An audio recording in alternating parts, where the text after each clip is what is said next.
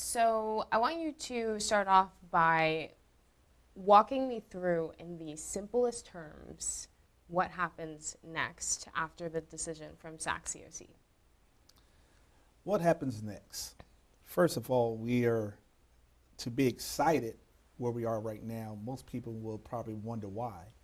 And our excitement comes because we have another chance. Not many institutions, and I don't want to be corrected later, we might be one of the first institutions to be going to appeal with the opportunity to show new evidence. What happens next is we have now more time. And time is what hurt us going into this process. We ran out of time in order to be able to show all of the wins, all the progress that the institution had made. We have all outstanding audits. And I'll tell you, thanks to our board and our auditors and the financial team, we made it happen. So what happens next? We will solidify all of the outstanding things that SAC said they did not see. The signed contract with our new partnership with 50+1. We want to make sure we show that we've paid all our student refunds. We want to show that we have hired an internal auditor and other finance staff to ensure that we remedy the findings of the last audit. You know, we went from 21 findings in 2021 to only 5 in the last audit. So we're excited that we get to actually show the evidence and be able to become fully compliant. So you mentioned some of the things that you guys are going to be doing to kind of prove that you guys should be in this good standing status. One of the other things that I saw listed as one of the cited standards was Board of Governance. Can you give a little bit more detail about what you guys need to prove in that aspect and what you guys are doing in that aspect? Well, it goes back to time. So the board has fiduciary oversight and ran out of time. So with the last audit to upload, we had to have it uploaded by November the 18th. It was uploaded November 19th. So they still will hold that standard against us. But trust and believe, a lot of great things have happened from the board. We've been able to show all of the minutes from our meetings discussing finance, discussing oversight, discussing our audits. We've been able to show the active training that our board has went through. So we were able to show SAC-COC all of the progress, but in order to be fully compliant, we had to have all of the outstanding audits.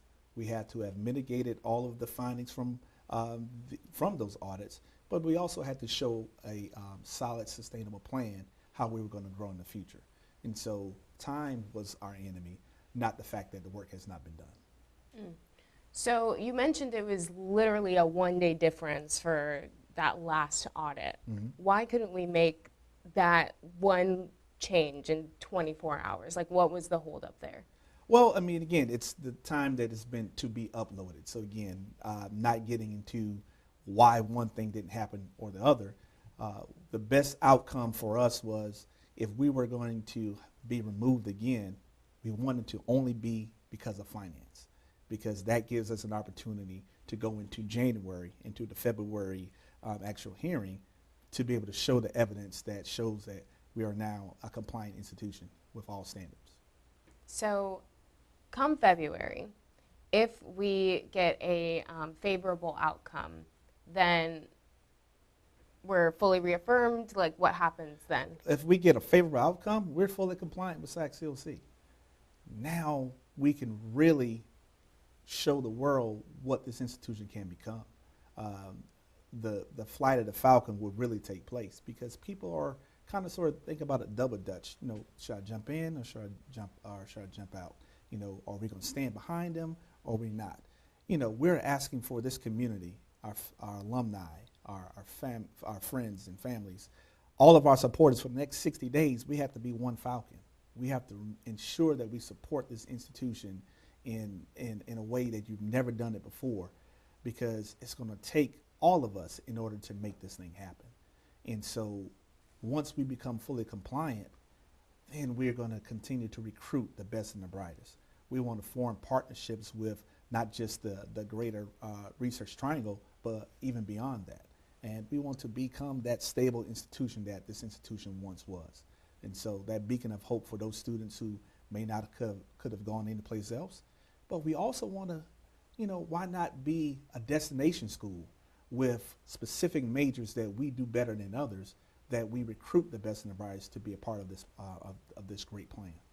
Any idea how long it would take from that February hearing to getting that fully reaffirmed status? Do you know, would it be instant or would it take some time for them to review? I'm not sure how instant that is, but I guess once that appeal decision is made and is rendered, it should be instant from that moment, and they will soon put that on the website, and we will have our press release to acknowledge that. And then that should help our recruitment, should help with retention. It should help with naysayers that may have wondered if we could have done this. But it would also be a testament to the hard work that the board, faculty, staff, students, alumni, and supporters have been saying the whole time. Just give us a moment to rectify this. Give us a chance to make the corrections and repivot. We are right-sizing. We have done cost optimization to ensure that we have what we need for the right now and then to build for the future. So many things it's been a roller coaster since December of last year. December 11th was my first day on this job. And at that moment, I only knew about SACS. And this whole roller coaster we've been on through this journey has uncovered so many things. But we still are resolute, we still are here, and we can't wait for the day to tell everyone that we're fully compliant and we move it forward with the next chapter. And considering all of our possible outcomes here, if the outcome was not favorable, then what are the next steps from there? Are there any other actions that you guys could take? This is almost a replay of last year. We went to the appeals, to the appeal process. We lost. But SACS has another provision. We were able to then go through arbitration. And if you could remember, it was through arbitration that we were able to regain our status and to have gone through this process all again. Now, this time, we hope to not have to go to arbitration, but if we do, it is still afforded to us if we decide to go upon that route. What would you describe campus like right now? Well, right now, most of the students have gone home. Many students after the Thanksgiving break are remote through their finals. What we have on campus right now are seniors who will be graduating this coming Friday, and many of our international students. So it's a little scarce, but I think people are still waiting for when is it going to be that time that we have that positive conversation about SAU, that miracle on Oakwood Ave, like it's been in the past. And so I'm looking forward for those days. Yeah. I mean, I talked to a few alumni yesterday. I think that a lot of them are still, hopeful that by the end of this, that things are going to be back on the right track and we're going to get back to this full compliance status. But I do think that there's also a level of hesitancy, maybe a little bit of lack of trust from alumni. I mean, what do you tell them during this time of we're still in this place of limbo? Well, again, trust the process. SACS has presented us with a process, and we've been following that process. We knew the things that we need to fix. When someone gives you a roadmap, you just have to follow it. And so we are following that roadmap, and we are listening to people who have been through this before. We seek guidance from other agencies and other individuals who have been champions of SAU throughout this process. And so what I say to them is, look at the steps that we're making. We finished 4 audits in a year. That's unheard of. We are making tough decisions, not popular decisions, but we're making tough decisions to right-size our operations. And so if nothing else, they should feel good that we're still fighting. We didn't give up. We didn't say, oh, woe is me. It's too tough for us to handle. God is not through, well, St. Augustine's University yet. And I think that there's also this sense of lack of transparency and honesty. Do you feel that you guys have been honest and transparent about the decisions that have been made? As you mentioned, some of them have been unpopular. Well, I think we've been very transparent. We've, even from the cost optimizations, we've allowed and let faculty and staff know weeks in advance that some of these decisions were going to be made. What's tough sometimes when you are transparent and you open up, sometimes that information gets misconstrued and told a different way. And so it does cause us to be reclusive sometimes in talking with media outlets and things of that nature. But for the most part, we've been transparent from the beginning, letting people know where we are, how they can support us, how they can help us, and so we can move forward with this fight of the Falcon. I want to talk. Can you slide a little to your left? I want to talk a little bit about 50+1, because that was mentioned as one of the possible solutions in terms of compliance. And I know that you guys had mentioned that you guys were going to be releasing more information about that deal. So how is that deal going to help the school, I guess, get back on track or fulfill some of those financial holes that need to be filled for SAC-COC? Yes, 50+1, a great partner. The CEO, Monty Valerie, has been amazing to want to work with St. Augustine's University. And so we look for that partnership to, one, help us stabilize our finances, but more importantly, show a stable environment going forward, because what you guys may see as $70 million on paper right now, this has the potential to be over $1 billion worth of revenue for the institution in years to come. So it's not something that's just right now. This is going to be a continued process where everybody wins when it comes to this partnership between 50+1 and St. Augustine's University. Longer term revenue Yes. is the idea here. Mm-hmm. Yes, ma'am. So in talking about this deal, there was a line in the news release yesterday that said that this could have impacts beyond just campus, beyond just the university.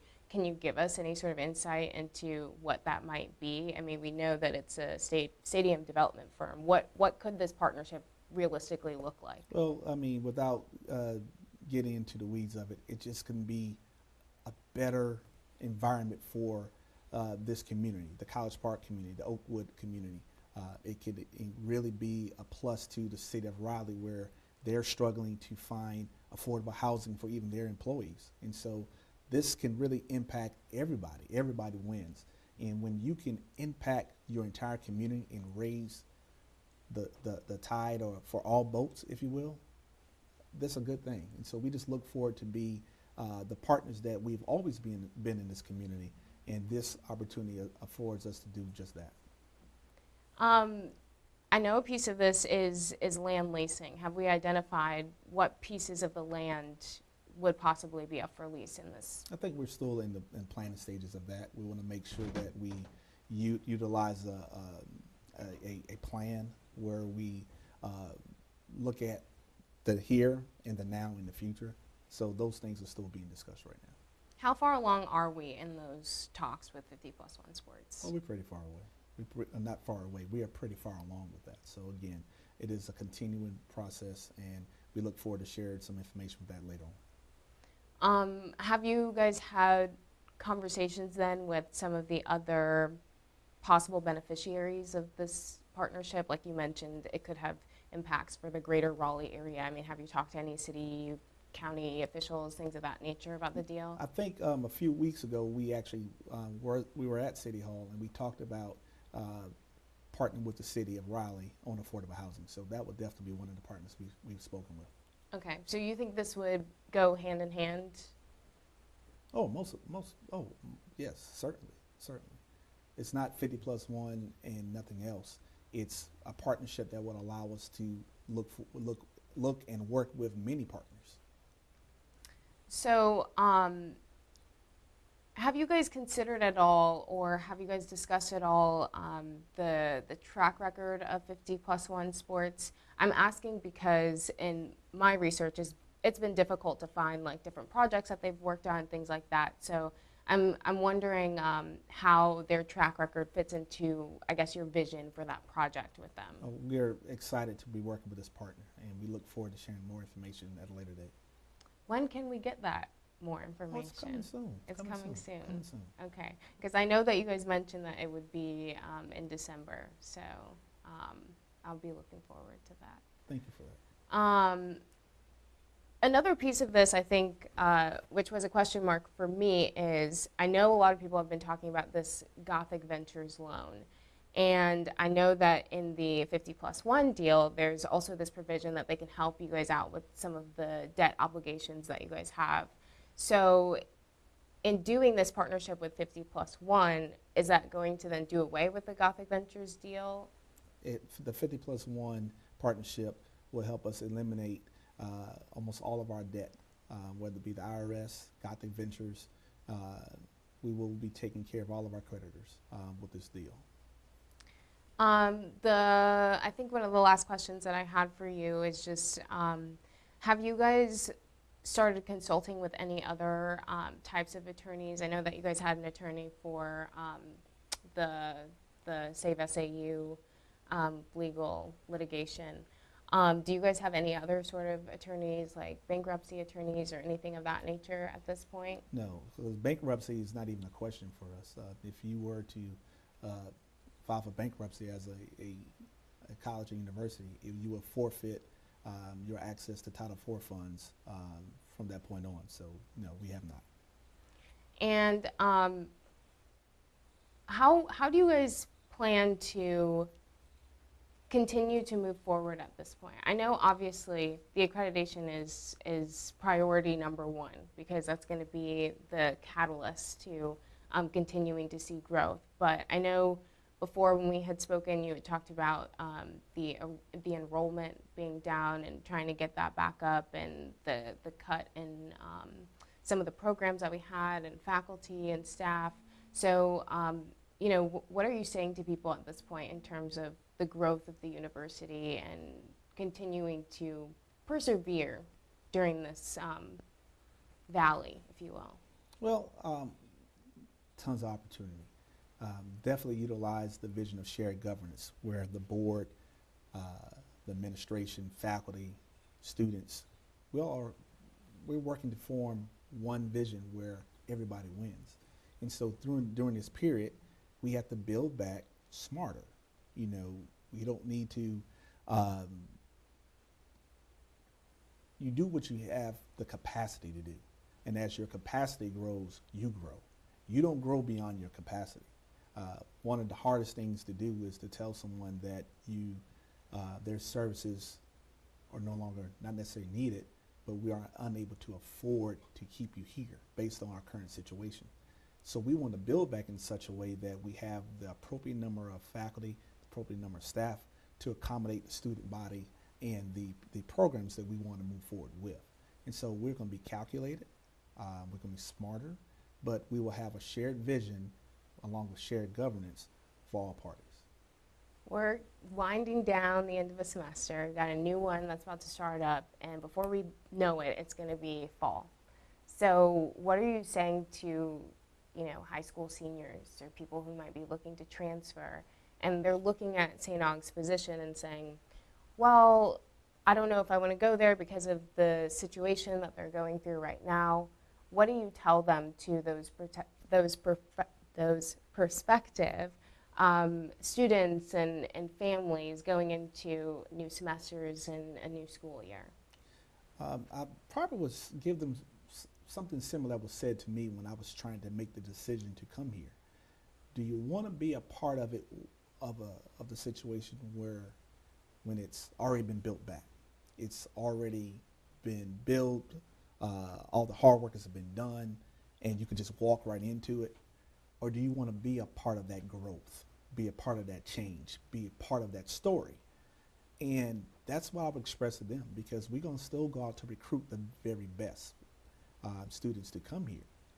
Do you want to be a part of this growth, this new journey that SAU was on?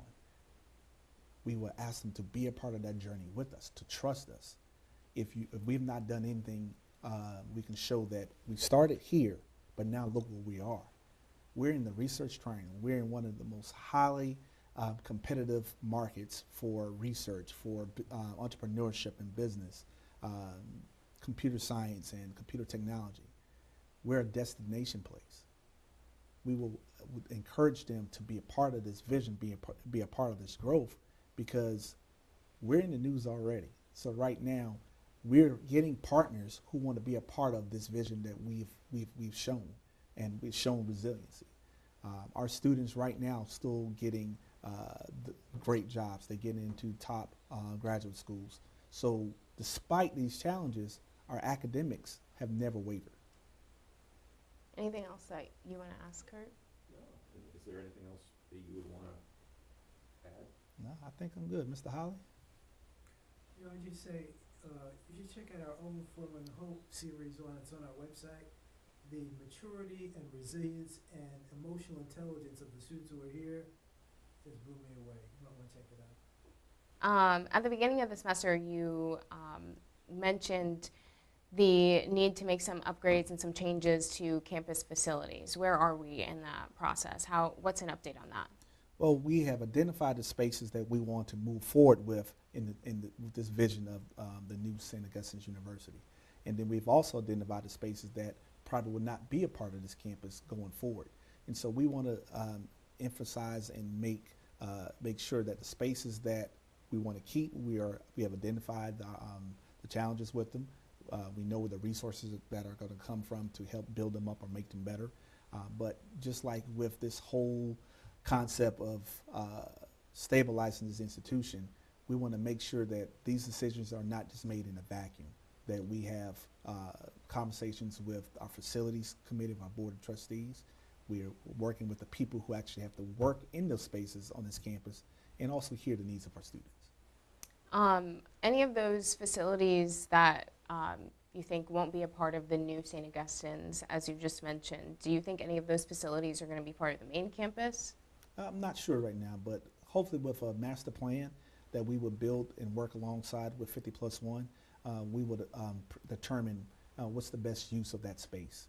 It may be rehabilitation. It may be just be completely torn down. But we will make sure that the master plan dictates that versus one or two people having decision making on that. Is there a timeline for the 50+1 project? I mean, I know that it said by June 2025 is when the $70 million is supposed to come in, but is there a timeline for like signed, sealed, delivered on that? We already have a signed contract. Okay. Contract is already signed, which was another piece with Saks.